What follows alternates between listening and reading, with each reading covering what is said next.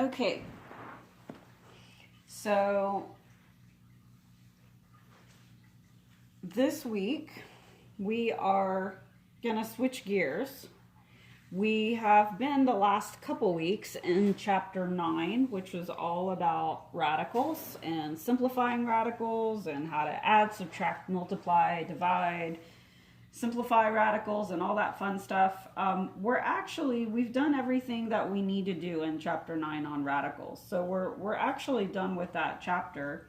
And this week we're going to switch gears and we're going to go back to chapter 7, which is actually a chapter that we skipped. Because I felt like the radicals chapter was a little bit easier, and I felt like we needed to start out with something that was a little bit easier. Now we're going to tackle chapter 7, which is all about rational expressions. So we're going to talk today about what's a rational expression, how do you simplify them, how do you find their domain, and things like that. And then eventually, as we go, we'll start talking about how to add, subtract, multiply, and divide them. So it's actually very similar to the radicals chapter, where we started by talking about what is a radical, how do you simplify them, and then we talked about how to add, subtract, multiply, and divide them. Rational expressions, we're pretty much going to kind of go through that same process. We're going to talk today about what is it, how do you simplify it, how do you find its domain, and then we'll be moving on to adding, subtracting, multiplying, and dividing them. You may have also noticed, if you have been checking on the webpage, that we're doubling up sections this week. So I've tried to be easy on you guys up to this point. We've been kind of doing one section a week, which really is not that much, guys. One section a week is very little. Typically, if we're in school, we do more like 2 sections a week. So we're going to pick up the pace a little bit this week. We're going to double up. We're going to do 2 sections this week. You're going to have 2 sections to look at. You're going to have 2 videos to watch. You're going to have 2 textbook assignments to do. But the 2 sections that we're doubling up this week go together. And that's one reason why I decided that this might be a good week to double up, because they do go with each other. They go well together. And so I think you guys can handle it. So let's start. If you've already read through the section, it sounds kind of complicated. So you may have been very confused if you read through the section and kind of try to figure it out on your own. So I'm going to try to kind of make sense of it for you, simplify it for you, because a lot of times when you just read it out of the textbook, it does sound very complicated and it's hard to make sense of it. So let's just talk about the basics. First of all, a rational expression and a rational function are basically the same thing. We're not going to worry too much about what the difference between a rational expression and what a rational function is. But you do need to know what the word rational means. So the word rational comes from the word ratio. Okay, and a ratio is a comparison of 2 things. And a lot of times we write ratios as fractions.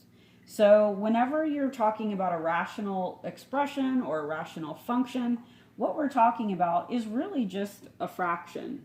But what makes that fraction special is that these are going to be fractions that are going to have variables in the denominator. So it might look something like this. X plus 2 over x is an example of a rational expression. It's a fraction that has a variable in the denominator. Now you may be thinking, well, what makes it so special that we have a variable in the denominator? It does, anytime you have a variable in your denominator, it makes it special. And the reason why is because you have to remember that whenever you have a fraction, you're not allowed to have a 0 in the denominator. That's undefined. Well, what if that x took on a value of 0? Remember, variables are exactly that. They vary in value. They can have different values.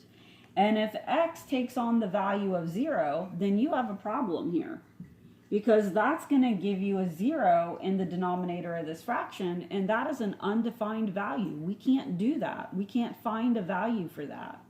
So this creates what we call restricted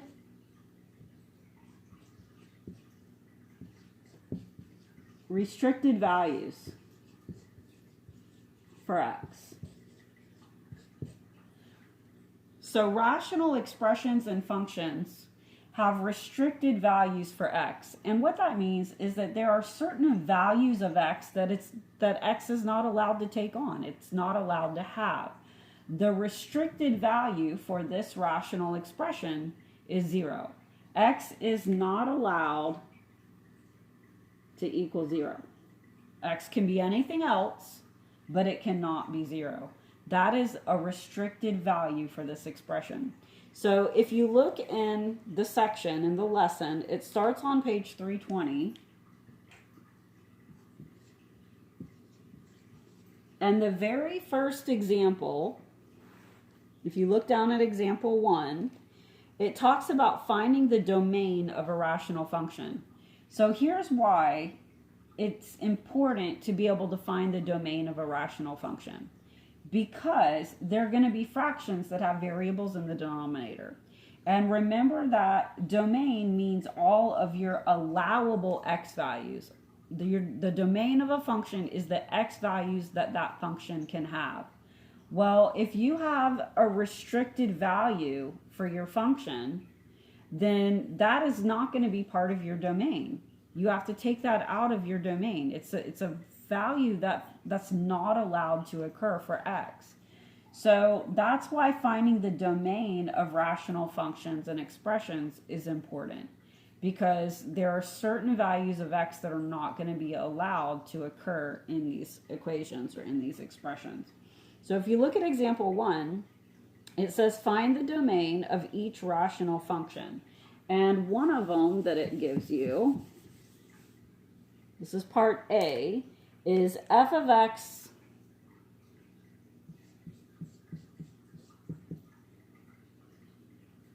equals 4 over x minus 2.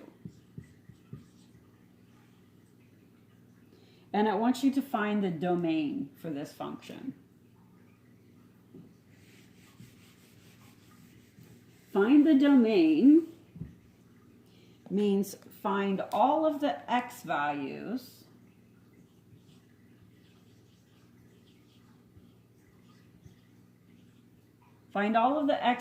that are allowed in this function. That's the domain. Well, you can let x be anything you want it to be in this function. It can take on any value that it wants, except for any value that causes this denominator to have a value of 0. This denominator cannot have a value of 0. X minus 2 cannot equal 0. So we have to figure out, well, what value of x causes this to have a value of 0? If you can't tell by looking at it, here's what you do. Solve this equation for x. So add 2 to both sides, and you get x equals 2. If you let x have a value of 2 in this function, what's going to happen is you're going to have 2 minus 2, which is going to give you a value of 0 in that denominator, and that is going to be undefined. So the problem value, the restricted value for this function is x is 2. This is the value that x is not allowed to take on. Why? Because if it does, it gives you a 0 in the denominator. So your domain is going to be that x can be anything except x cannot equal 2. X can be anything you want it to be except for this value. Okay? So if you just put x cannot equal 2 for your domain, then I'm going to know that what that means is that x can be anything except for that. Okay? If you wanted to be more specific, you could write this. You could say x is all real numbers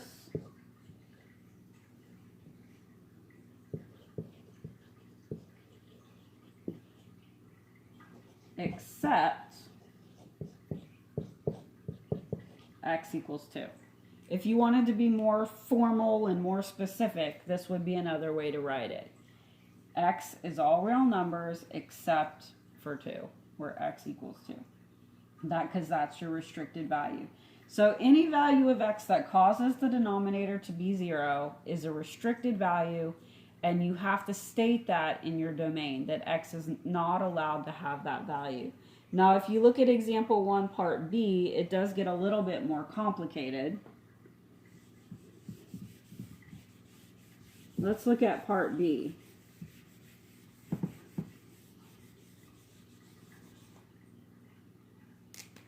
Part B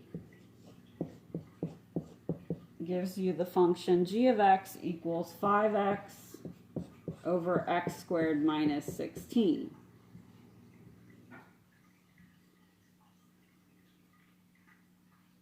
Let's say you wanted to find the domain for this function. Well, again, when you're finding domain, x can typically be anything you want it to be. You can plug any value you want in here into this function for x, except that, yes, you now have an x in your denominator, so that denominator is not allowed to have a value of 0. So we have to figure out, well, what x here causes this expression to equal 0? So again, you can set up an equation. X squared minus 16 cannot equal 0. If you need to figure out what x value that's going to be to make that happen, then you need to solve this equation. Okay, and there's actually a couple ways that you can solve an equation like this, but the easiest way to do it is to factor it. This is a difference of 2 squares. Factor the difference of 2 squares. So remember, that just means break it apart into its perfect square root. So x squared breaks apart into x times x, 16 breaks up into 4 times 4, and your signs are going to be a plus minus to make it multiply to the minus here that you need. Okay? So now you know that this is the same thing as x plus 4 times x minus 4, and this cannot equal 0. Well, if either one of these is 0, then the whole thing's going to be 0. So now you can just take each one of these factors and set each one equal to 0 and solve. So here I'm going to subtract 4 from both sides to get x equals negative 4. And here I'm going to add 4 to both sides to get x equals 4. Okay, so there's actually 2 restricted values for this function. The 2 restricted values are negative 4 and positive 4. And if you're not sure if you did it right and that that's correct, go back to your original function and try plugging those values in. Look at what happens when you try to plug in negative 4 in here for x. Well, negative 4 squared is going to be 16, and 16 minus 16 is 0. You're getting a 0 in the denominator. What happens when you put a positive 4 in there for x? That's going to be a positive 4 squared, which is also 16, minus 16, also gives you a 0. So both a negative 4 and a positive 4, when you plug each one of those values into this expression for x, you get a 0 in your denominator. So yes, both of these values are going to give you a 0 in the denominator, and those are going to be problem values. Those are restricted values for that function. So your domain is going to be that x can be anything, all real numbers, except x cannot equal 4 or negative 4. Those are your restricted values. That is going to be your domain for this function. Okay? So just remember, if you have a fraction with a variable in the denominator, your domain is going to be that x can be anything except for whatever your restricted values are. And your restricted values are going to be the values of x that cause that denominator to be 0. If you don't know what that value is, take that your expression, set it equal to 0, and solve for x. Okay. Let's go over to example 2. Example 2, we're not going to go through that whole thing. Example 2 is an example that takes a whole page, and we don't have time to go through a page-long example. So let's just talk about the basics of it real quick. If you've already read through that example, that's great. You're already familiar with it. But in a nutshell, this is what we've got for example 2. I'm gonna go all the way down to like about halfway through the page. I'm on page 321 now. Look about halfway down the page where it says in general. So we're gonna take all that stuff at the top, blah blah blah blah blah. Okay. In general, the average cost of producing X lamps is, and it gives you this equation. C equals 15X plus 120,000 over X. Okay, so C represents cost, and X represents number of lamps that you're producing.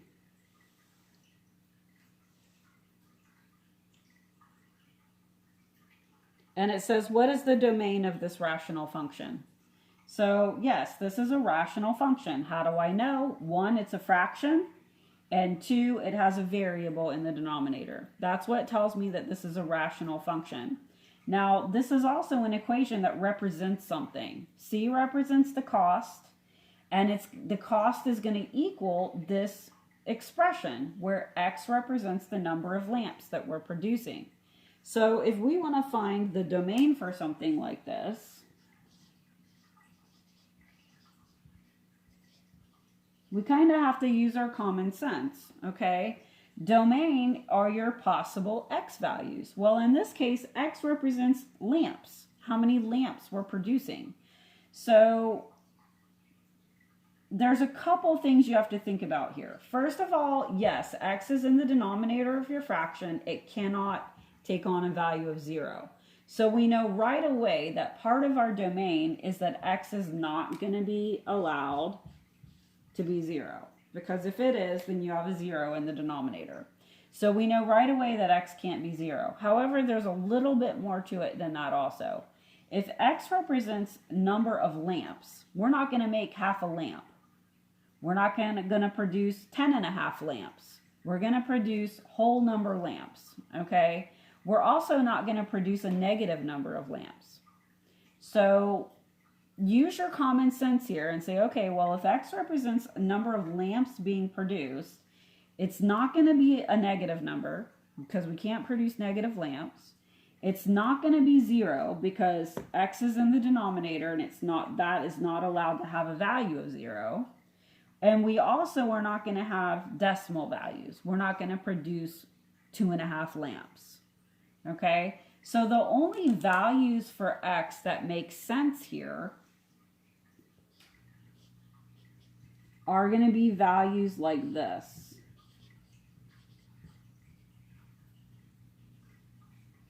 They're going to start with 1 because we're not going to include negatives and we're not going to include 0. So basically that leaves from 1 on. And we're not going to include decimals like halves. So X is going to equal 1, 2, 3, and so on. Okay? So basically we would call those those are your natural numbers. So you could say X is going to be all natural numbers. Okay. All right. That's kind of the first part of the section. What's a rational expression? How do you find its domain? Now let's go to page 322. This is where we get into how do you simplify a rational expression. I don't normally give you guys notes in this class because a lot of it is Algebra 1 review and it's stuff that you kind of already know and you're familiar with. However, I'm going to give you guys some steps that you might want to write down, because this is going to be important. There's 3 steps to simplify a rational expression.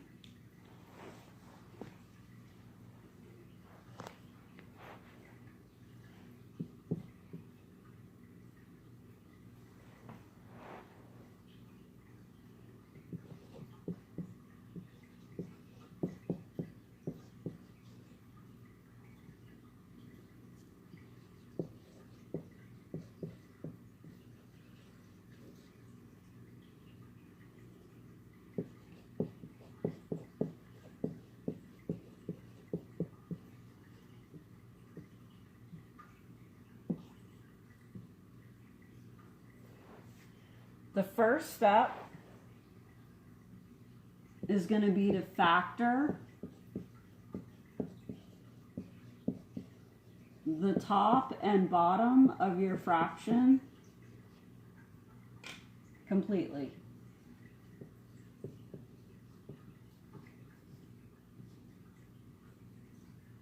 Factor the top and bottom of your fraction completely. Step 2 is going to be to cancel out anything in common. So if you have a factor on the top and a factor on the bottom of your fraction that look identical, you're going to cancel them out. Okay? Step number 3 is to state any restrictions.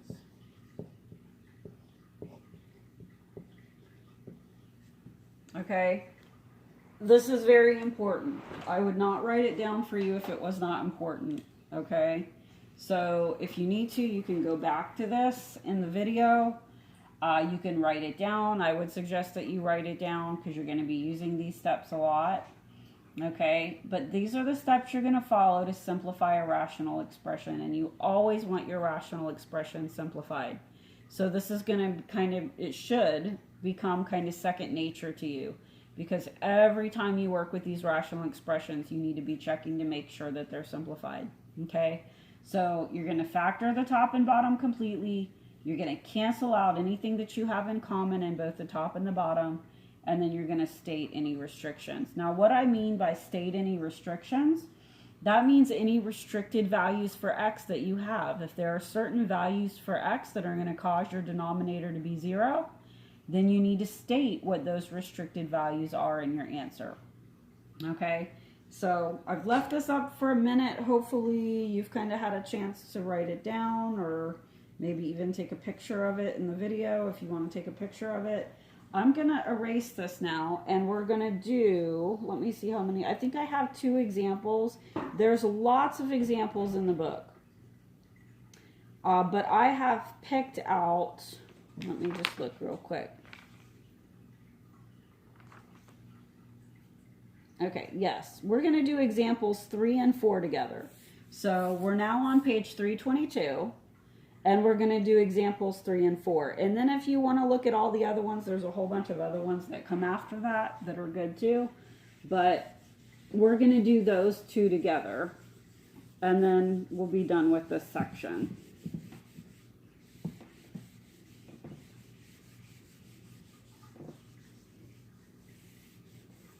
So let's take a look at example 3.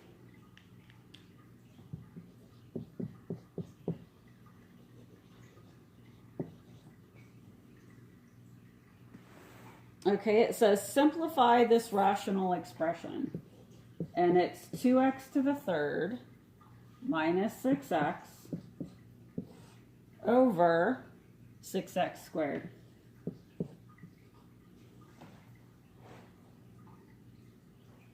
Now, typically, we do this chapter right after chapter 6, which is our chapter on factoring. Okay?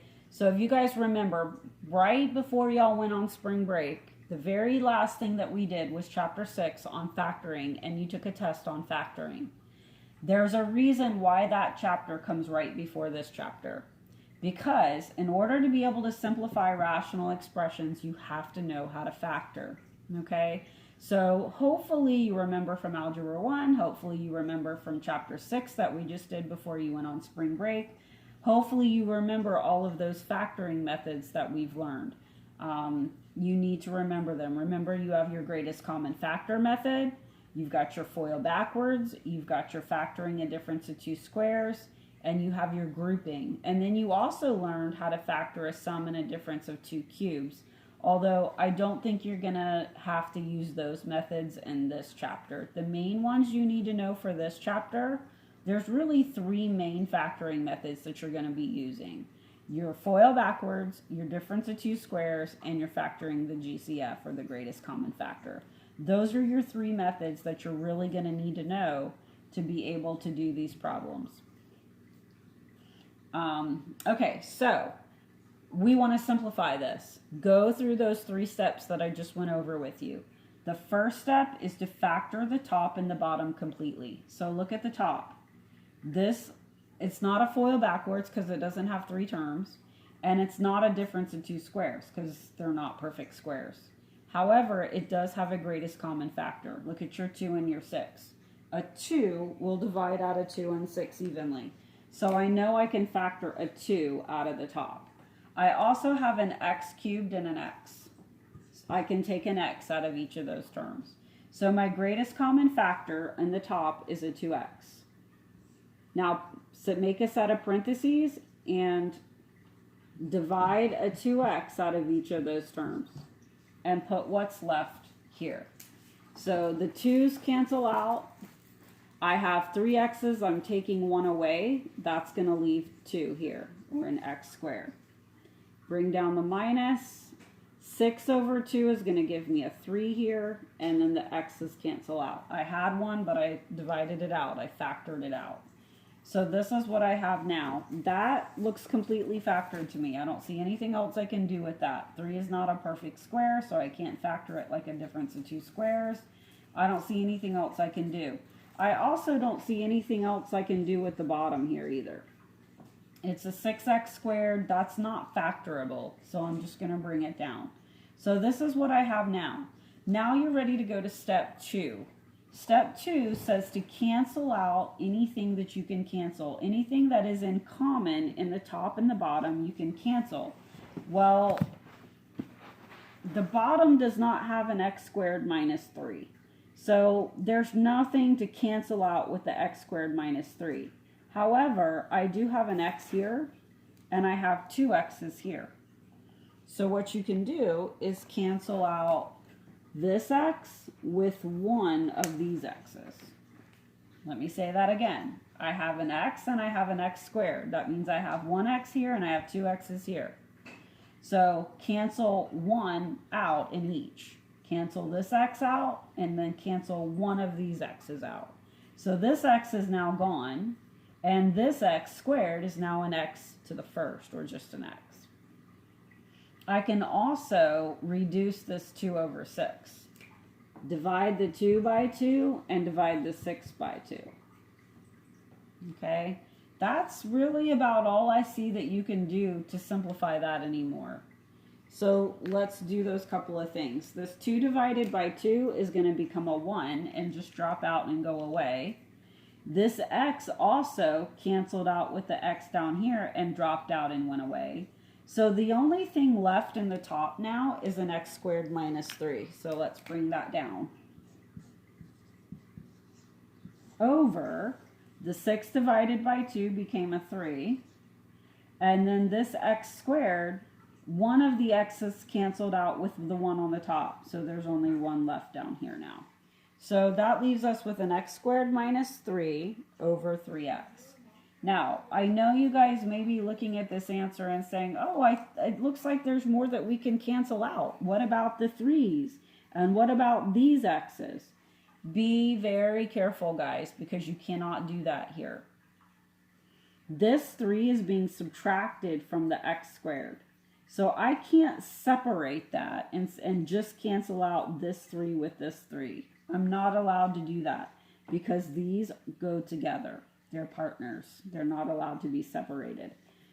Same thing with the x squared and the x. The x squared is a minus 3 attached to it. So you can't separate that out and try to cancel those x's out. I could do it here, up here, because these were being multiplied. But these are being subtracted, so it's a little bit different situation. This is as good as you're going to get once you get to this point. The only other thing you still need to do is state any restrictions. You do have a variable in your denominator, so there is going to be a restricted value here. So a lot of times what you just put your answer and then put a comma, and then just put x cannot equal, and then just list whatever value is restricted, whatever x isn't allowed to be. Well, in this case, if you let x be 0, that's going to be your problem value. Because look what happens if you let x be 0. 3 times 0 is going to give you a 0 in that denominator. Okay, so 0 is your restricted value here. So your final answer is going to be this, where x cannot equal 0.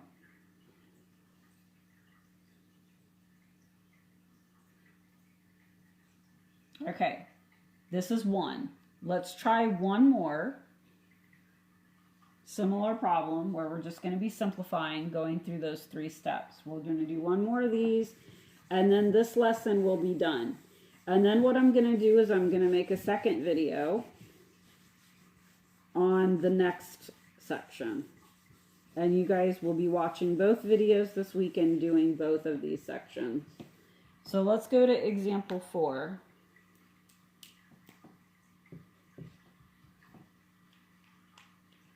Okay, exact same instructions. Simplify this rational expression. X squared plus 2x minus 15 over 3x minus 9. Follow your 3 steps. Step number 1 says to factor the top and bottom completely. The top looks like a typical FOIL backwards to me, so let's FOIL that backwards. FOIL backwards is where you do 2 sets of parentheses and you have 4 blanks to fill in, and you start with first times first. First times first has to multiply to first. So that's the easy part, right? X times x has to give me that x squared in the front. Then figure out your signs. Last times last has to multiply to last, which is negative. So in order for me to get that negative value in the back that I need a positive and a negative to make it multiply to the negative. And then to figure out last times last, it has to multiply to last but add to the middle. So I need a positive number and a negative number that's going to multiply to 15 but add to 2. 5 and 3 multiplies to 15. And it adds to 2 if I make the 5 positive and the 3 negative. 5 minus 3 gives me that positive 2 that I need in the center. 5 times negative 3 gives me the negative 15 that I need at the end. Again, anytime you're not sure, FOIL it out and make sure that you're getting this back again, okay? But it will work. If you FOIL this out, you're going to get x squared minus 3x plus 5x is going to give you that plus 2x you need in the middle. And then 5 times negative 3 is going to give you the minus 15 you need at the end. Now let's factor the bottom. 3x minus 9 is another greatest common factor. Look at your 3 and your 9. You can factor a 3 out of 3 and 9. There's not an x in each term, so I cannot factor any x's out of that. So the best you're going to do here is just factoring out a 3. Go through that expression and take a 3. Divide a 3 out of each of those. And then put what's left in here. So the 3's are going to cancel out, and I'm going to be left with an x. minus a 9 over 3 is 3. Okay, so the 3x minus 9, I just factored out a 3. And when you divide each term by a 3, you get x minus 3 left. And this is step number 1. I just factored the top and the bottom completely. Step number 2 is to cancel out anything that you have in common in the top and the bottom. Notice that I have an x minus 3 and an x minus 3 in both the top and the bottom. Cancel it out. Okay, so that leaves you with an x plus 5 over 3. That is your final simplified answer. The only thing you need to do now, there's a third step, and that is to state any restrictions, state any restricted values on your expression. So now, one thing we need to talk about real quick. If you look at your answer, you'll notice that there are no x's in the denominator. So you may be thinking, oh, well, there's no restricted values here because there's no x's in the denominator. You have to be careful with that, though, because originally there was an x in the denominator. Okay, it's not in the answer. There's not an x in the denominator in the answer because it got canceled out. But just because it got canceled out does not mean that it's not still a restricted value. Okay, so be careful when you're finding restricted values here. You can't always necessarily use your final answer for finding restricted values. Okay, so don't assume that just because your answer doesn't have an x in the denominator that there's no restricted value. There is a restricted value here. Oh, you're meeting AJ, my cat. He's wanting to get petted. Hey, buddy. Say hi. Okay. He's going to go cuddle with the dog. He didn't get any cuddling from me, so he's loving up on the dog now. Okay, so we can't get restricted values from this because there's no x in the denominator. Let's go back up to the original. Notice that the original problem does have an x in the denominator. So there is a restricted value here. We just can't use this to find it. We could actually use either this or this because both of these have x's in the denominator. So it's really up to you whether you want to use this one or this one. Let's just go back to the original. We're going to go back to the original problem where we did have an x in the denominator, and let's see if we can figure out the restricted value from that. So if we have 3x minus 9 in the denominator, we know that that cannot have a value of 0. It's not allowed to equal 0. Okay? So we need to figure out what x value is going to cause 3x minus 9 to equal 0. So set this up like it's an equation and solve for x. Let's come over here and let's set up an equation. 3x minus 9 equals 0. And then let's solve that for x. So add 9 to both sides. We get 3x equals 9. And then divide by 3. And we get x equals 3. Okay? And again, if you're not sure that you're doing it right, try plugging it in and see if you get 0. What happens when you plug 3 in for x here? If you plug in 3 for x here, 3 times 3 is 9, and 9 minus 9 gives you 0. So yes, 3 is your restricted value. That's the value for x that causes that expression to be 0, which is restricted. It's not allowed. So down here in our answer, we're going to put a comma, and then we're going to state that x cannot equal 3. So final answer is going to look like this.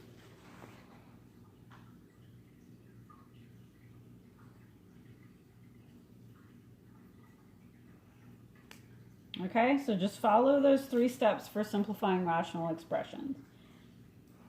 Factor the top and the bottom completely, cancel out anything that you can in the top and the bottom, find your restricted values. If your simplified answer does not have a variable in the denominator, to find the restricted value for it, go back to the original and find it using the original. Okay? I think that's pretty much it for this lesson.